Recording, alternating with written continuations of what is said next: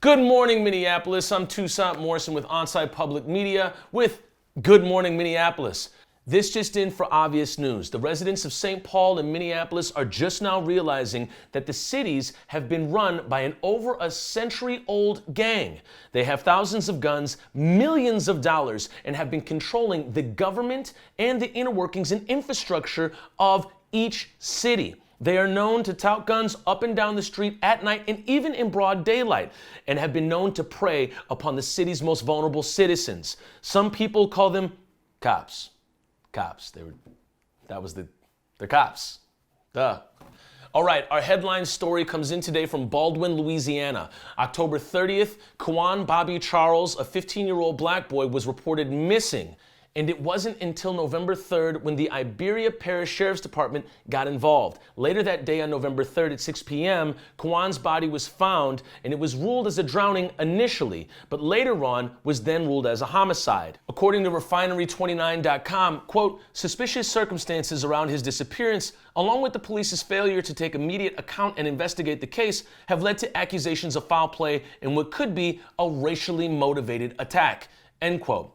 Black men or boys going missing in this country is really nothing new to this country. In fact, this country's economy is built upon the threat of disappearing black bodies, let alone bodies of color. So, what does Kwan have to do with all of this? Maybe it's the lack of media's attention to it. Maybe it's the lack of law enforcement's attention to it. Maybe it's the lack of either entity considering Kwan's case a homicide right off the bat.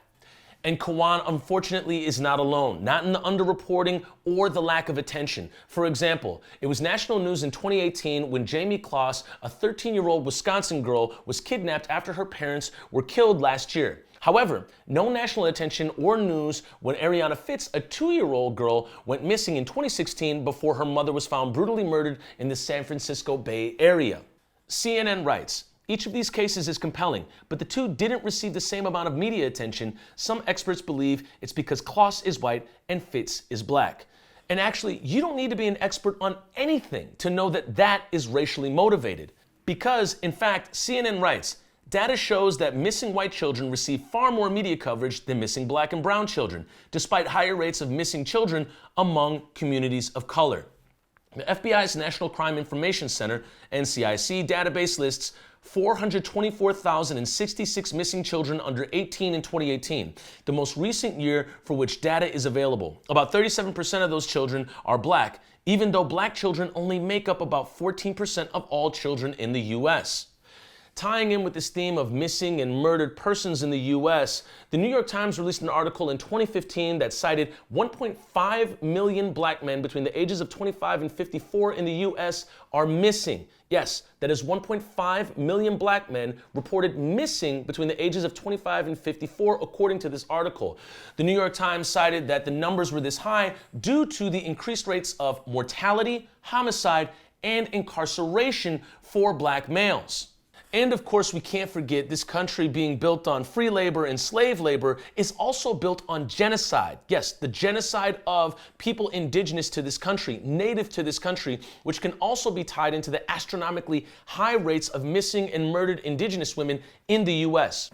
According to Native Women's Wilderness, Native women are murdered at a rate 10 times higher than other ethnicities, and it's the third leading cause of death for Native women. The majority of these murders are committed by non-native people on native-owned land. Because of the lack of communication between state, local, and tribal law enforcement, it's difficult to begin the investigation process. And speaking of murders being committed by non-native people on native-owned land, several members from Native Lives Matter and other members from Minnesota traveled all the way to Standing Rock in the Dakotas to demand justice for Ryan Gipp Jr. Ryan Gipp Jr. was murdered by the BIA, the Bureau of Indian Affairs, in 2017. The Dickinson Press writes, in October of 2017, 2 BIA officers shot Gipp multiple times on the Standing Rock Sioux Reservation, according to a federal lawsuit filed by his family. Gipp, 35, died as a result of his injuries. Why the officers shot Gipp is unclear. The U.S. Attorney's Office for the District of North Dakota declined to comment on the details of the shooting. Shocker.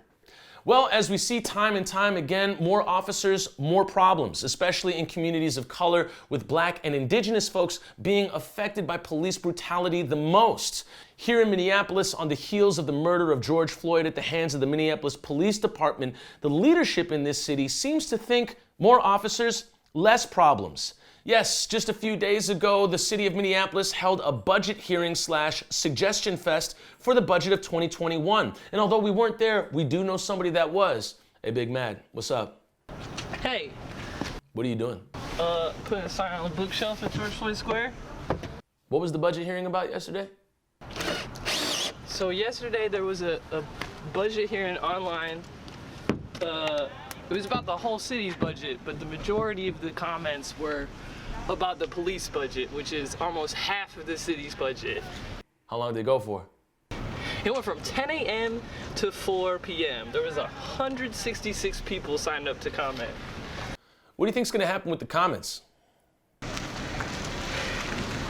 I don't know. There's a stark divide. It's pretty obvious. Like, if people are calling in and they're calling in about the police, they feel one way or they feel another way, right? They either think, all of this crime is happening because there's not enough police, or they think and realize the connection of the two, right? So they want less police, so they want to fund other things in the city instead of more police. Fund other things like what? Oh, like housing for all the people that are homeless. Things like investment in jobs, so people, don't have to commit crime to survive. So what do you think's gonna happen with all this other commentary, whether they fund the police or not? Don't know. They have to legally take comments on it, right? But those comments aren't a vote, because it's not like a this or this. It's very open-ended, so people can say whatever the hell they want, which can be both disheartening but also really thrilling. Some people went off, clearly practiced you only get 90 seconds to say your piece, and then they cut you off, which is also really intense. If somebody's in the middle of a terrible story and they have to say I'm sorry, you're out of time. So when's the next budget hearing? December 6th at 6 p.m., 6:30 p.m. And you can sign up online. And you have to listen for your number and they say your name and then you unmute yourself and say your piece. And the reality is they have to listen to all of it. I don't know what's gonna happen. The reality is that politicians listen to stories and things that are convincing. So think of something convincing to say. Hey, thanks for the time and energy. We appreciate it. And that'll do it for us here at Onsite Public Media. Good morning, Minneapolis, Wednesday, November 18th. Thank you so much for tuning in. This week for events, this Thursday, the $500,000 march is being put on by multiple organizations that starts at Cadillac Pond, 4:30 this Thursday. And then, Big Mad, do you got anything going on at the square? Well, there's always people here, and you should always come hold space here if you feel so called. But also, I'm gonna play the movie Friday on Friday if you want to come to that. What time? 6 p.m. All right. Thank you. And let us not forget Saturday, November 28th, Decolonize Day down at the square.